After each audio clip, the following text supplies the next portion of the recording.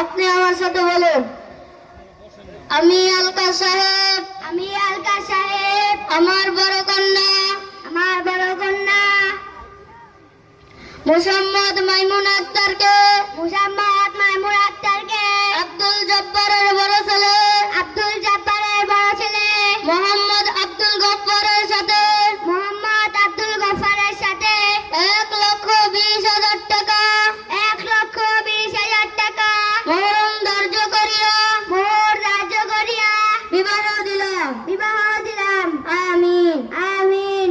ছেলেকে সামনে আসেন।